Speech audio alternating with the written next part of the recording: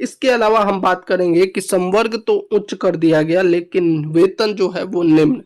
इन सभी पहलुओं को इस वीडियो में समझने वाले हैं। शिक्षा विभाग का जो आदेश आया है, जो पत्र जारी किया गया है, 2 दिन पहले एक पत्र आया था। अब इसमें ज्यादा लोग जो चर्चा कर रहे हैं वो विशिष्ट शिक्षकों के सेवा निरंतरता, पदोन्नति और शिक्षकों के, चाहे बिहार के किसी भी प्रकार के शिक्षक हैं, उनकी वरीयता को लेकर चर्चा चल रही है। लेकिन इसमें जो एक महत्वपूर्ण पॉइंट है जिसको आज मैं आपको इस वीडियो में बताने वाला हूं, तो वीडियो को पूरा देखिएगा। और अगर आप हमारे चैनल पर पहली बार आए हैं तो जल्दी से चैनल को सब्सक्राइब कर दीजिए, वीडियो को लाइक और शेयर कर दीजिए।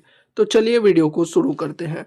तो इस वीडियो में हम बात करेंगे, सबसे पहले आप इसका जो पहला लाइन है उसको समझ लीजिए, उसके बाद एक और पॉइंट आपको इसी में बताने वाला हूं। ये जो पत्र जारी किया गया 9 सितंबर को, यह शिक्षा विभाग के अंतर्गत सभी प्रकार के शिक्षकों के लिए था, चाहे वह नियोजित शिक्षक हो, विशिष्ट शिक्षक हो, या बिहार लोक सेवा आयोग द्वारा विद्यालय अध्यापक हो यानी कि बीपीएससी शिक्षक, प्रधान शिक्षक हो या फिर प्रधानाध्यापक हो, इन सभी के लिए था। इसमें एक जो लाइन कही गई थी कि विभिन्न संवर्ग के शिक्षकों का अन्य संवर्ग में नियुक्त होने पर उनकी सेवा की निरंतरता, वेतन संरक्षण, पदोन्नति, वेतन विसंगति एवं उनकी आपसी वरीयता के संबंध में संगठनों से अनुरोध प्राप्त हो रहा है।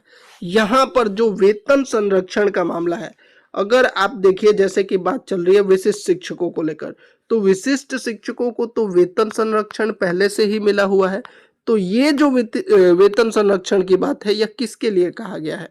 ये कहा गया है बीपीएससी शिक्षक और बीपीएससी हेड टीचर, हेडमास्टर के लिए कहा गया है।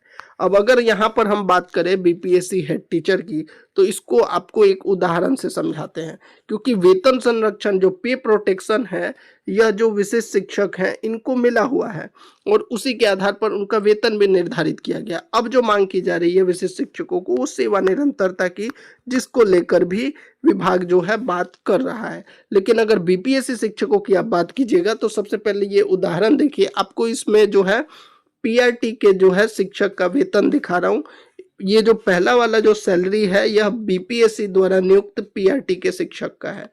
किसका? बीपीएससी द्वारा नियुक्त पीआरटी के शिक्षक का है, जिसका जो बेसिक पे है 25,000 हो गया, डीए हो गया 13,750, एचआरए जो है 5%, मेडिकल, मतलब कुल मिलाकर अगर आप कैलकुलेट कीजिएगा तो 41,000 के आसपास जो है सैलरी बन जाता है। इसमें से एनपीएस डिडक्ट हो जाएगा और टोटल जो है यहाँ पर 46,395 रुपए।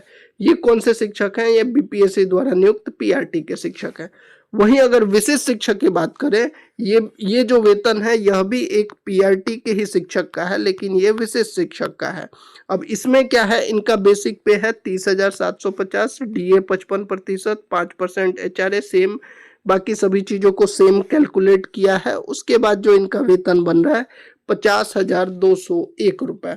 अब इसमें से एनपीएस डिडक्शन इनका भी हो गया, तो इनका जो टोटल प्रॉफिट बन रहा है वह 56,844 और यहाँ पर 46, यानी इन दोनों में अगर आप अंतर देखिएगा तो 10,000 का। अब यहाँ पर आप समझ रहे होंगे कि ये दोनों अलग अलग है, लेकिन नहीं, ये दोनों जो है एक ही शिक्षक का है। कैसे?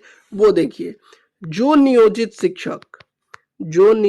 शिक्षक पीआरटी में थे और वह बीपीएससी के द्वारा राज्यकर्मी बने और उनका वेतन 30,450 था बेसिक पे, लेकिन उनका बीपीएससी द्वारा जब उनको राज्यकर्मी बनाया गया तो उनका बेसिक पे कितना हुआ? 25,000 पे उनको वेतन भुगतान हुआ।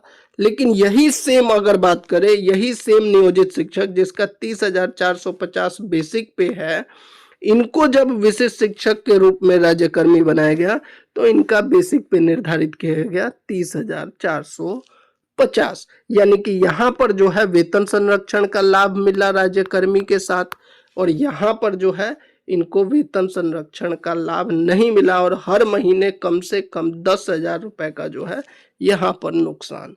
और यही चीज मैं आपको बहुत दिन पहले भी एक वीडियो में बना के बताया था कि यहाँ पर एक तरफ तो विभाग कहता है कि बीपीएससी द्वारा नियुक्त शिक्षक पूर्ण राज्यकर्मी हो गए, इनका संवर्ग जो है उच्च संवर्ग है, लेकिन वेतन अगर आप देखिएगा तो इनका वेतन जो है राज्यकर्मी के नाम पर इनको कुछ भी नहीं मिल रहा है, इनके वेतन में ही कमी आ गई है।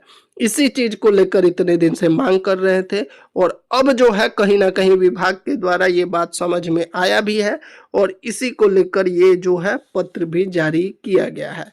तो जो ये विशेष शिक्षकों को यहाँ पर सेवा निरंतरता की बात कही गई है, ठीक अलग अलग संवर्ग से जो शिक्षक अलग अलग संवर्ग में गए हैं उनको भी यहाँ पर वेतन संरक्षण और सेवा निरंतरता का लाभ दिया जाएगा। इसी के लिए ये कमेटी जो है ये बनाई गई है। तो जितने भी बीपीएससी द्वारा नियुक्त शिक्षक चाहे टीआरई 1, 2, 3 जो कि पहले नियोजित शिक्षक थे, बाद में बीपीएससी द्वारा जो एग्जाम हुआ उसमें कंडक्ट होकर राज्यकर्मी बने हैं, उनके लिए कह सकते हैं कि अच्छी खबर है, क्योंकि फाइनली विभाग ने जो है इसको लेकर कमेटी का गठन कर दिया है और जल्द ही इसका रिपोर्ट भी जो कहा गया है लगभग 10 से 15 दिन में इसका रिपोर्ट भी आ जाएगा और उसी